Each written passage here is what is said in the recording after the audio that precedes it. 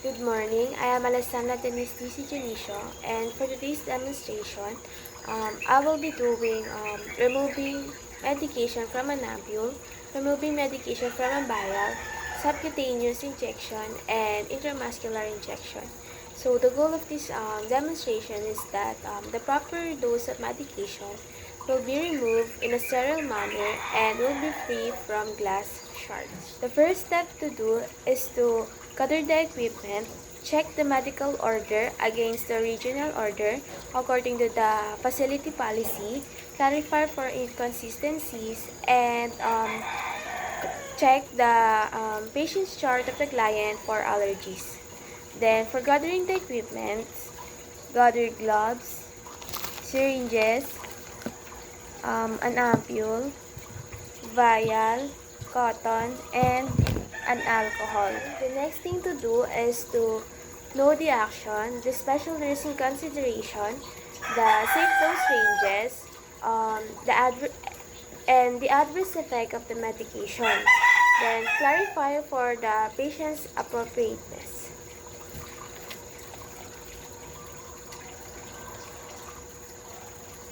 And then after that, perform hand hygiene and put on a gloves for to prevent transferring of microorganisms.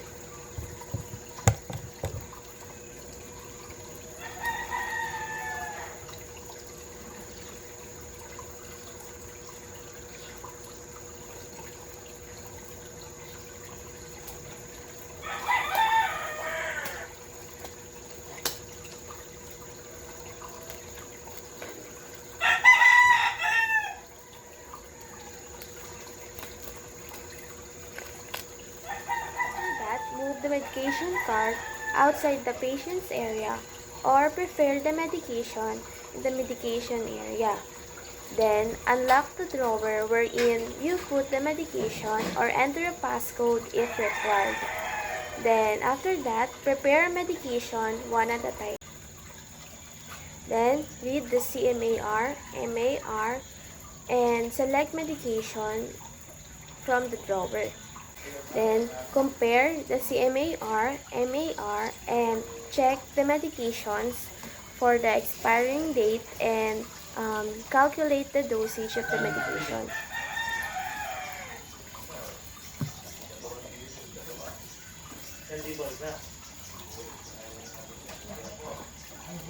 For removing an ampule, the first step is to tap the head of the ampule or twist your wrist quickly and the ampule will be in vertically.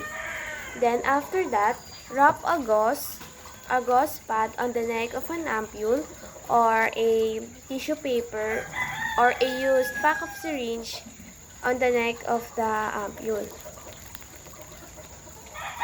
After putting a gauze pad or a tissue and a used pack of syringe to the neck of an ampule for safety purposes, use a snapping motion to break off the neck of an ampule along the scored line or on a dot of an ampule.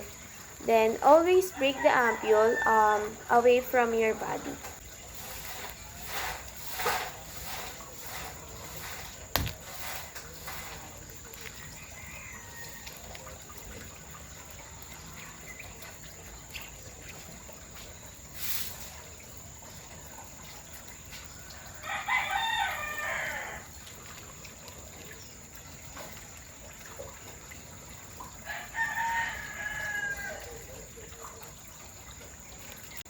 After removing the neck of an ampule,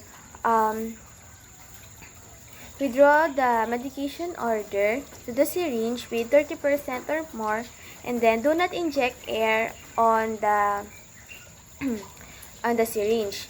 And then after that, use these two methods. The two steps that can be done are insert the tip of the needle to the neck of the syringe while the ampule is on a flat surface. Make sure that the needle will not touch the sides of the ampule.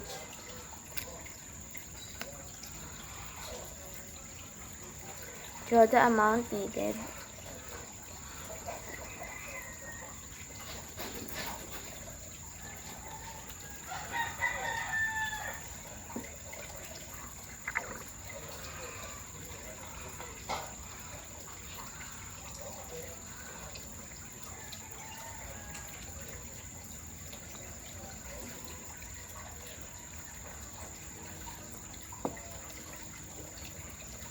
And then the second one that can be done is to invert the ampule and make sure that it will not touch the syringe will not touch the sides of the ampule, and then withdraw the medication that is needed. After that, wait until the needle that has been withdrawn, and to tap and expel the air, push the plunger, tap, and push the plunger to remove the air.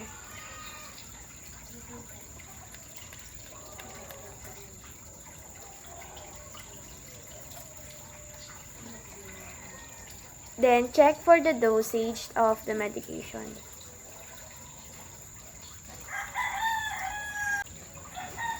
After that, recheck for the CMAR and MAR. And then after administering the medication, remove the cup needle. Remove the needle for the safety purposes, and put the needle on its proper container to prevent recapping of the needle. Then after that, discard the ampule on its proper container for the safety purposes, and to prevent using the ampule again.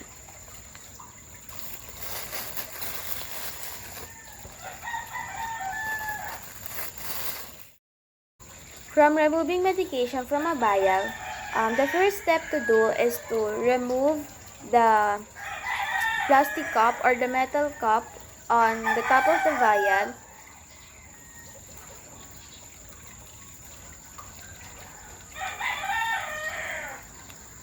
and then after removing the metal cup or the plastic cup on the vial, swab the rubber top of the vial with antimicrobial and allow it to dry.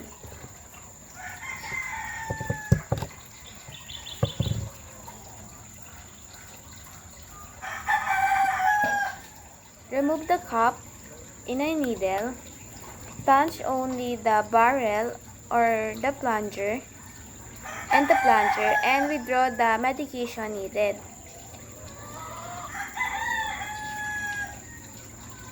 Then after that, hold the vial on a flat surface, and then insert the tip of the needle in the rubber top,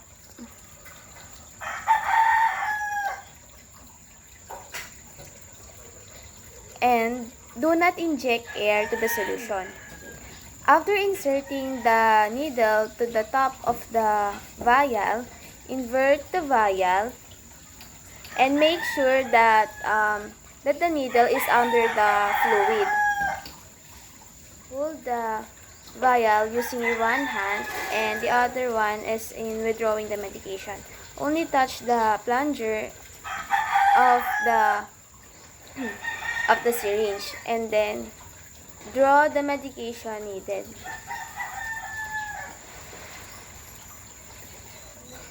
Make sure that it's in an eye level.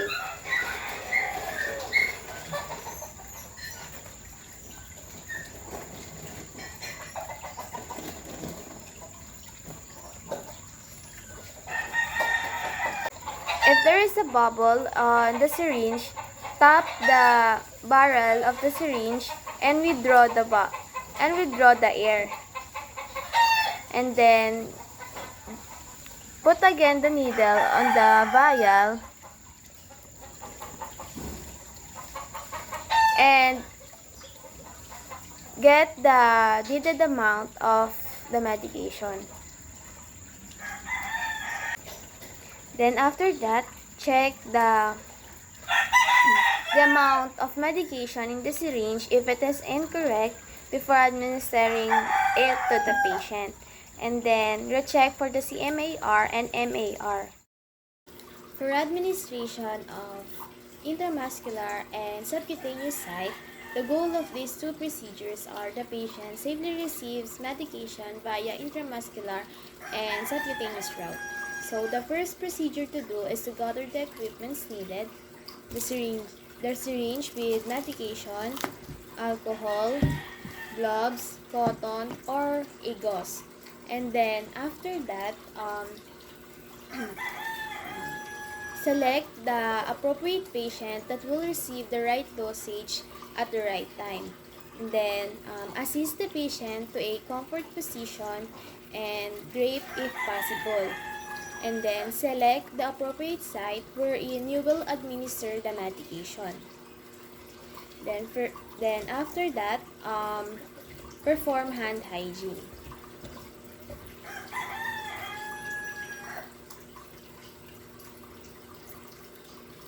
And then put on gloves.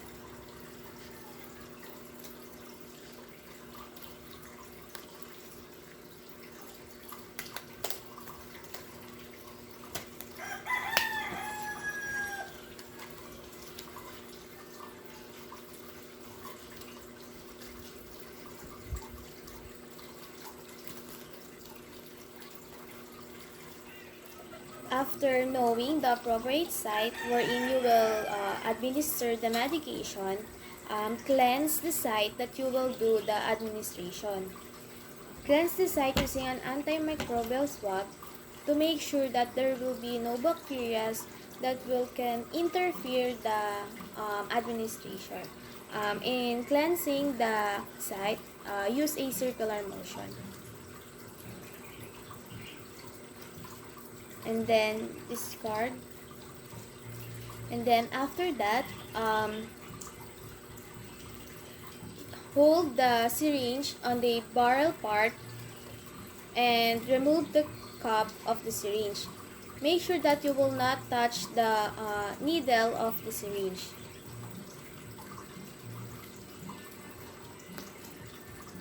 And then for subcutaneous injection, it is in a 45-degree angle.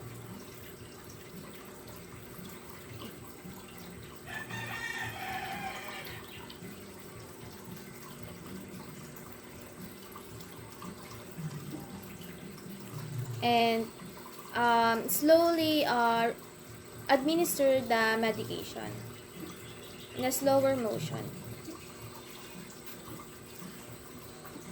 And then put a cotton. Remove it quickly with the same angle and put a cotton. Make sure that you will not massage the site wherein you do the administration. And then put the cup again to the needle and dispose it immediately to avoid recapping of the needle. On the other hand, for intramuscular injection, the first thing to do is to cleanse again the site that you will do the injection using a circular motion. And then after that, remove the cup of the needle. Make sure that you will only hold the barrel. And then for intramuscular injection, use a 90-degree angle.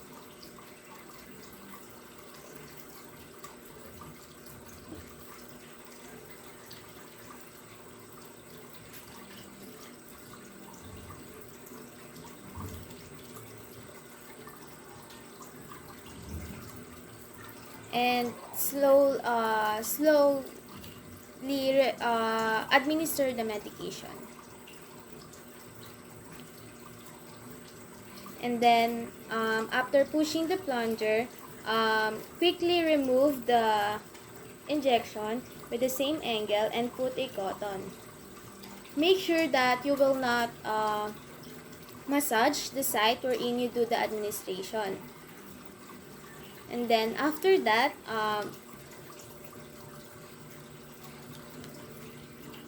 put again the cup and then make sure that you dispose properly the syringe that you use to make sure that there will be no recapping that that there will be no recapping of the needle. And then after that, assist the patient into a comfort position and assist the patient in wearing clothes if you drape her or him, and then um, remove the gloves you used and dispose it immediately, and then perform hand hygiene.